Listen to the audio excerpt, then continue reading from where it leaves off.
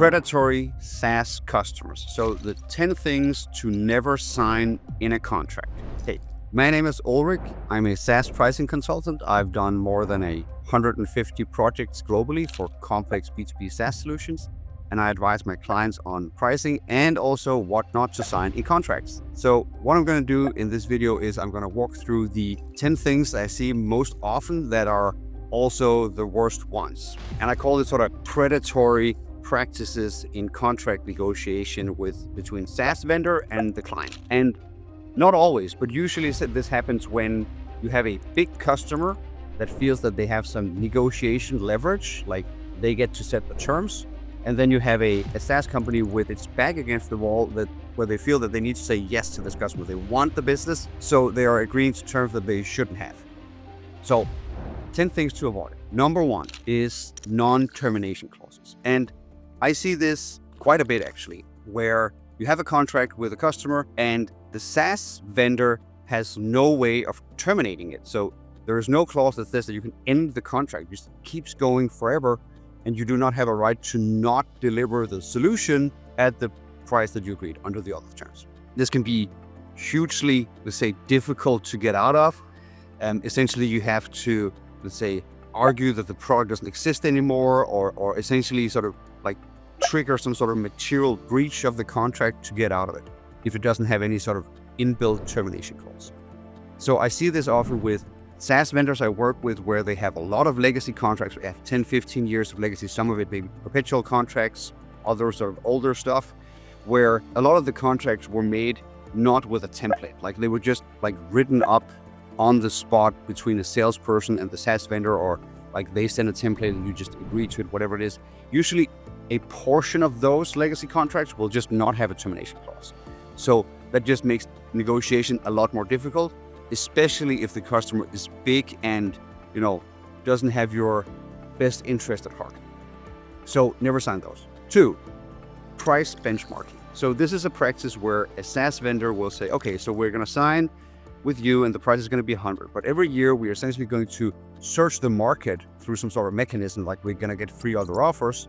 And then the lowest of those you must match, right? So if we get 3 offers, one for 150, one for 110, and one for 90, you then have to charge us 90 because we take lower of the 3 that we source. Obviously, this is sometimes comparing apples to bananas, and the products aren't the same, but you're now forced into a very negative pricing discussion from a contractual basis. So never do that. Number 3, exclusivity. So exclusivity can be on a certain product in a certain market, and it usually is. I have a client right now, they sell data to banks, more or less. And some of the banks are saying, hey, we want exclusivity because then we have the data in this market and none of the other competitors do, and that's like a really nice advantage for us. Sometimes another scenario is that you go to a reseller and they want to have the exclusivity to then resell your solution in a given market, France, US, whatever. It can work in some very rare circumstances, but I usually joke that in 9 out of 10 times of where it works, it actually doesn't work. Even in the cases where it looks solid on paper, like they're paying minimums, they're guaranteeing something, there are out clauses, all of these things, it usually ends up in some form of heartache anyways. So I would say, as a minimum, the client needs to be willing to pay for the exclusivity. Like it is an extra and very, let's say, extreme feature of the contract, and that has value, they need to pay for it. More often than not, you don't want to give it to them. And even if you do give it to him for money, like you charge for it, never make it permanent. That's it. It's 3 years exclusivity, it's like a head start, 5 years, something like that, but never permanently, and never with any renegotiation clause at the end. It just times out, they lost the exclusivity, you now have the exclusive rights again. Number 4, they want the source code. Don't give them the source code. What you would do instead is that you say, hey, we can have the source code in escrow at a third party, that then if we ever go bankrupt or get hit by a bus or something, they will give you the source code. You have to pay for that service because it's just an extra infrastructure cost for us, but we're willing to do that. But don't give some large corporation the source code. Sometimes it's just because they are afraid and they're not very sophisticated IT buyers, but don't play along with that. It can almost only end not well. The 5th is all features included forever. So it's like, okay, you buy the solution, and then everything that we develop from here on into eternity is going to sort of get into the product without affecting the price. This is maybe one of the more common ones that I see, is that, oh, we're building the solution, it gets better, and that's why we get to charge these prices.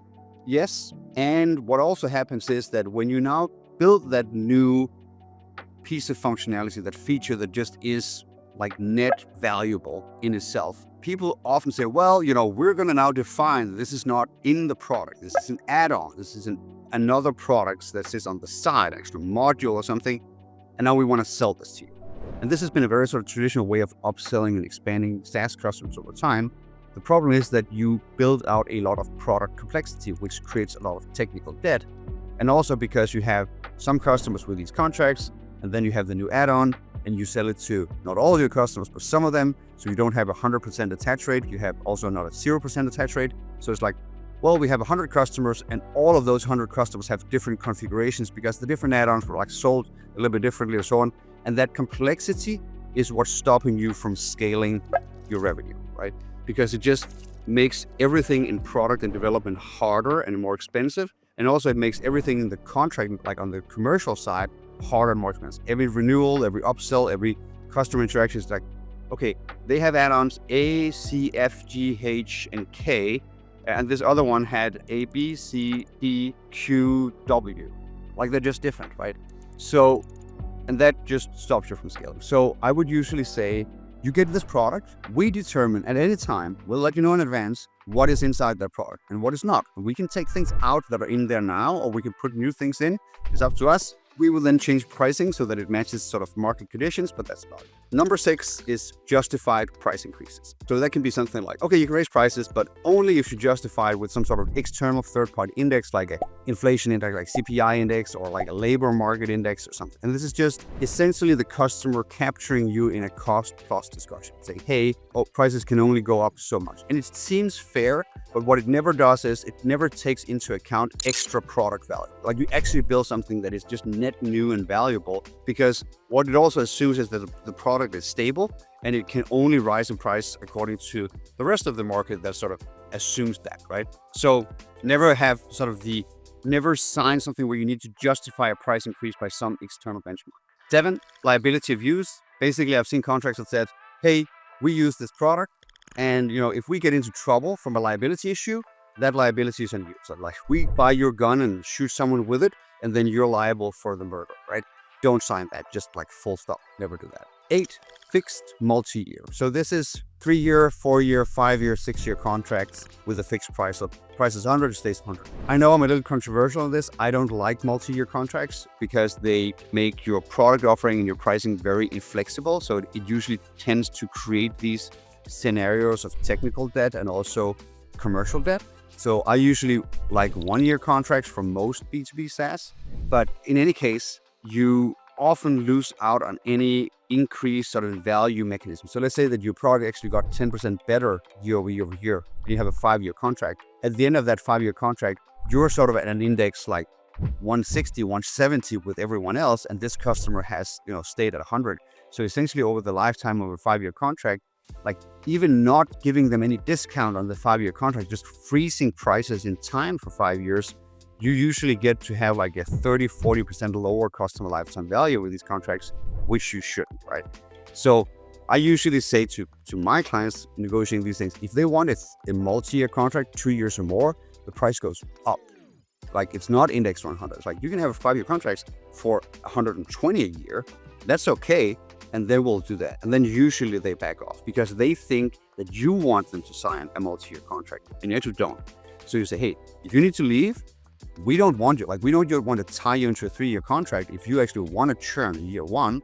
So you're free to leave. But if you want to tie us in on a fixed price and product scope for 3 years, you need to pay for that.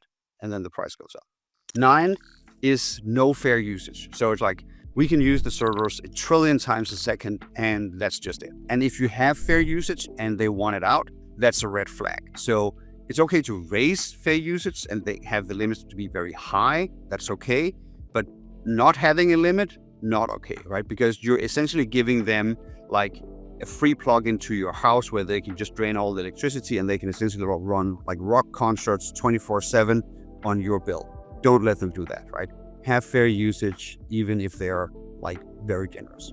And finally, number 10 is what I call price and approval, which essentially is you can raise prices, but we need to agree to it. And this is maybe not predatory because it's so common, but this is just the effect that I see where a lot of my clients who have large enterprise clients as their customers, they just tend to spend a lot of their time in any given year on renewals, which is like, hey, we had a year, 2 years, 3 years, you paid 100, now we need to re-sign you. And then, hopefully the price goes up to 110 or whatever. And because of the way the contract is formatted, it's like, oh, we need to agree on this.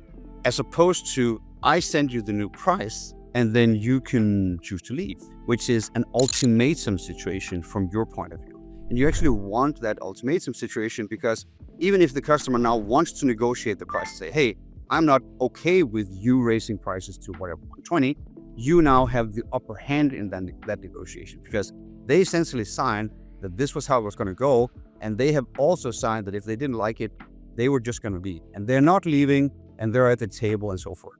So you start out the price negotiation, the renewals, with an upper hand. And also, probably at least half of the renewals, you don't have to have the negotiation because you just sent them the price and they just accept it, right? So it's just way less operational load on your sales team and way better outcomes for the negotiations that you do have if you just say the contract auto renews at the price that we let you know, right? That's it. So and there's no approval mechanism, nothing, just that's what it is. So these are the 10 things that most often go wrong or really wrong in SaaS contracts. It's rare that I see all of them in one contract, but sometimes I see quite a few. And it's just one of the things that whenever if you're changing prices, like take the time to also clean up this part, like clean up your contract framework, make it, let's say, agile and workable going forward, because it will really help you grow revenue and put your resources in sales and tech department where it actually matters, which is generating product value and getting new customers. Okay, take care.